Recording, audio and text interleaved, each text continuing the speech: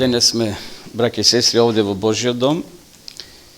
Ќе бидеме сведоци кога две семејства донесо своите дечења, односно своите керки, да ги покажат не само пред Господа, туку еве и пред нас.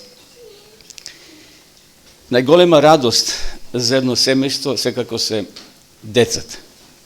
Бидејќи Библијата вели дека децата се благослов од Господа.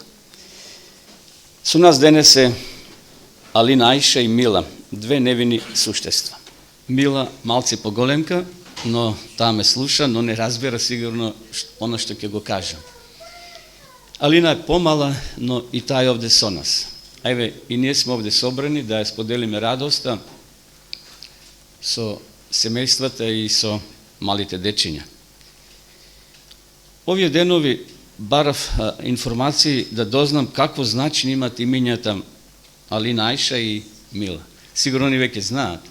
Меѓутоа, еве за вас, за пошироката јавност, значењето на Алина Ајша, меѓу другото, е темпераментна, весела, дарежлива, сериозна, внимателна. Сето тоа го содржи името Алина Ајша. Додека значењето на Мила е привлечна, мила, добродушна и родена за да биде сакана.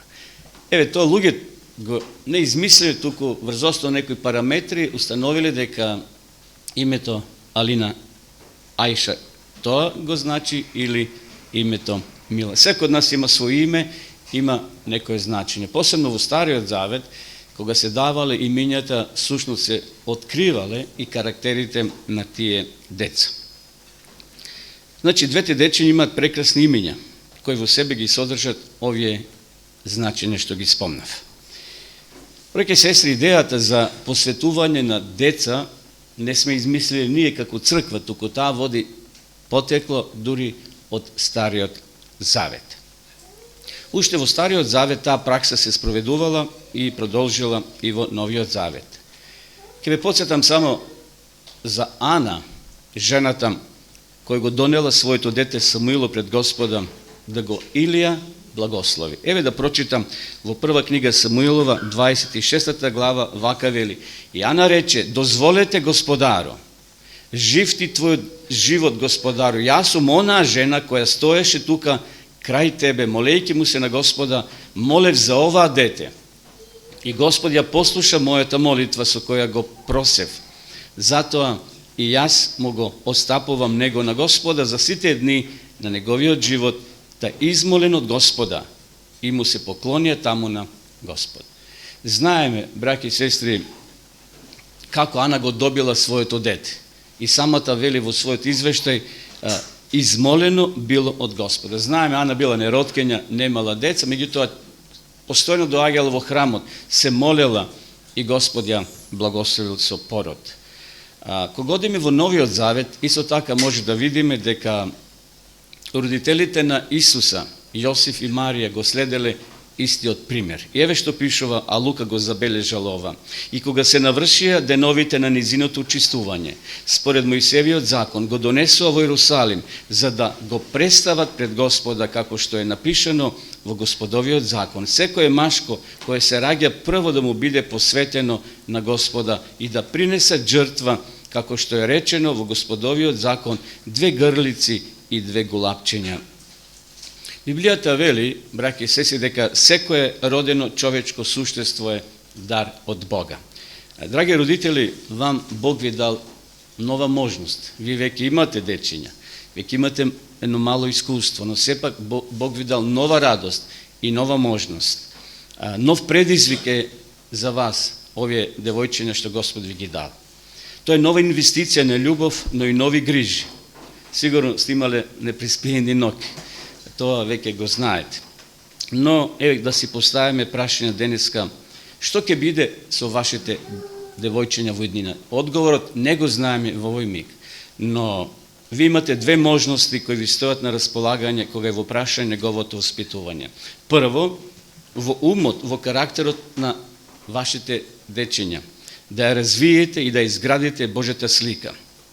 Може би на слика што вие сте изградиле. Она слика што вие имате за Бога да ја пренесете на вашите деца. Или пак од нив да создадете она што овој свет ви го нуди. Мудриот Соломон еве што запишал: поучи го момчето и девојчето во почетокот на патот негов, тој нема да скршне од него и кога ќе остари. Да, ќе има моменти, можеби детето кога ќе биде палаво, кога ќе порасне во тие тинеџерски години, кога можеби ќе откриде нов свет и можеби малце ќе завлече лево или десно. Но јас чврсто верувам дека тие деца повторно ќе се вратат на Божиот пат, зашто има стотици искуства во минатото.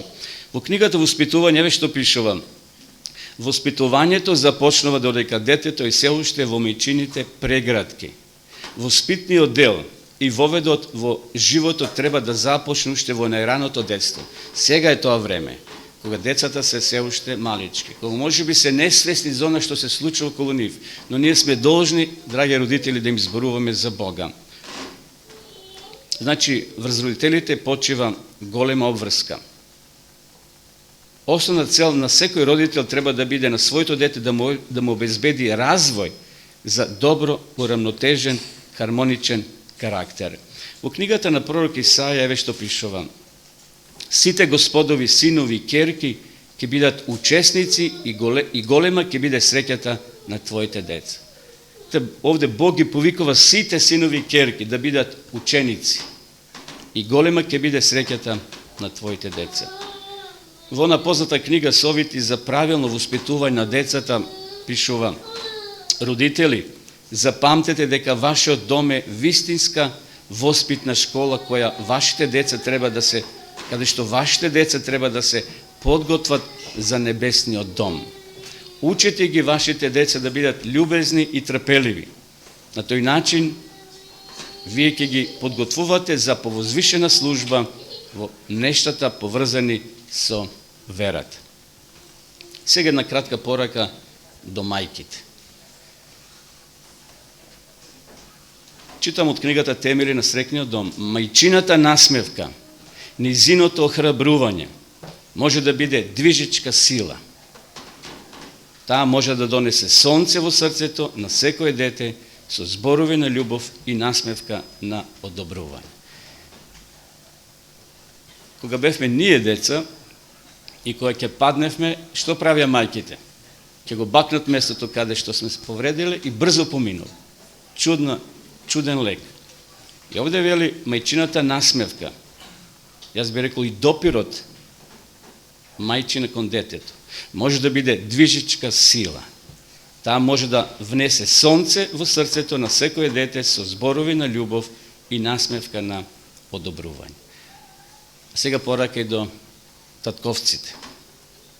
Таткото може да влијае на своите деца така тоа да биде појако од привлечноста на овој свет. Бидете пријатни, љубезни, нежни кон своите деца, но ова реченица сега е многу важна. Немојте неразумно да попуштате. Што се мисли тоа попуштање? Знаете, може би татковците се поостри малку кон децата, но има и татковци кои се попустливи, а не би требало за лошите работи се мисли. Знаете, деца како деца ќе посакат ова да имам, она да имам. Значи мора да има некој критериум и затоа вели бидете пријатни, љубезни, нежни кон своите деца, но немојте неразумно да попуштате. Нашите деца, драги родители и браќа и сестри, сите тоа го знаеме, се нашата надеж и нашата иднина. Тие не наследуваат нас. Тие по нашата телесна смрт, кога ние еден ден ќе заминеме, го продолжуваат животот на земјата. Не само со своите добри дела, туку и во следењето на Господа. И затоа, ако го сакаме тоа, да тие не наследат по добро еден ден, нека денеска нашите деца ни бидат радост и утеха и од корист утре за црквата и за општеството каде што ќе живеат. Затоа денеска ние треба се грижиме за нив. Да ги сочуваме од лошите влијанија.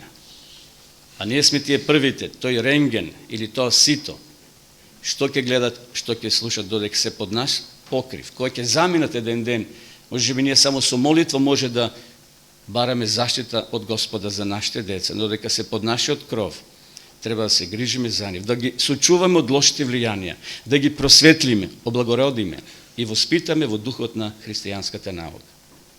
И затоа моја молитва и желба е, драги родители, пред Господа да се остварат овие зборови. Ги читам од Псалмите 144 12 стих. Дај ни, Господе, нашите синови да бидат како билки, што растат од својата младост, а нашите керки како крајоаголни столбови, убави како храмовите столбови. Драги родители, нека Господ ги благослови малите Алина, Аиша и Мила. Нека ве благослови Господ и вас како родители. Ви треба многу трпение. Многу можеби непроспиени ноќи имавте или ќе имате. Но тоа е дел од семејството, од родителите, кога имаме пород, кога Господ ни дал благослов, да тие дечиња ги изведеме на пат. Ако наидете на пречки кои не можете сами да ги решите, тогаш побарајте помош секако од Господа. Тука и црквата стои на располагање колку што може. Тука се и вашите родители. И од нив побарајте помош, секако и барате. Но нека Господ биде она првото скалило, првото име кое ќе ни падне на ум, кое ќе наидат проблеми. Да од Господа бараме помош. Нека тој ви биде ваш советник, ваш заштитник. Нека Господ ги благослови вашите семејства. Амин. Сега ќе ве замолам да придете овде. Тука Олгице, тука може сопругот, Наташа овде. И Петар, земите ги дечињата во рацете.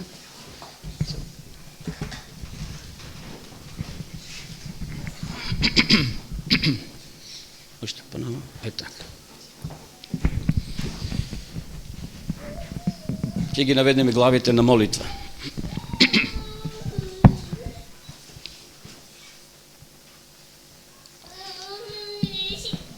Господе и Боже наш, стоиме пред Твоето лице во овој миг со срце исполните на благодарност, што денеска пред Тебе, Боже, ги покажуваме овие мали невини суштества, Алина, Аиша и Мила, кои родителите ги донесо овде да ги покажат не само пред нас, туку и пред Тебе, Господе. Ти си го видел нивниот зачеток уште во утробата на низините мајки. И си им ги дал овие дарови да се радуваат. И ние се радуваме. И затоа денеска тие ги донеле овде да можат да отпочнат самите дечиња на нова страница со благослов Твој, Господе. И затоа во овој миг ги посветувам пред Тебе, Боже, и го повикувам Твојот благослов да биде излиен врз нив, да може да бидат под Твоја контрола и под Твоја заштита.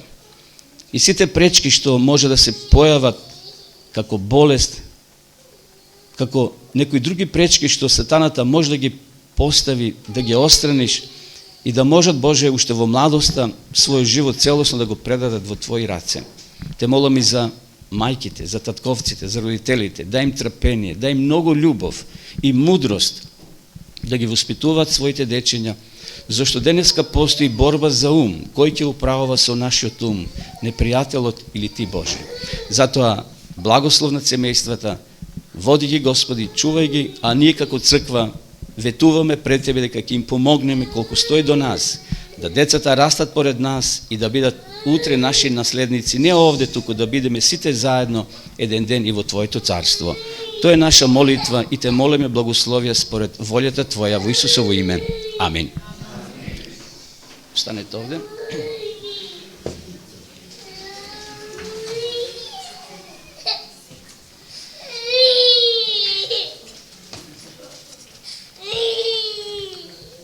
Еве, ќе им подариме мојата прва Библија на Алина, кој ќе порасне да ја читаш.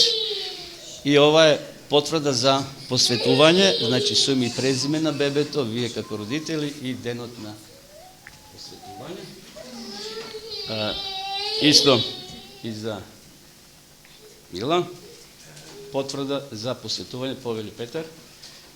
Браке и сестри, еве сега ќе им дадеме и по едно цвеќе да се, еве,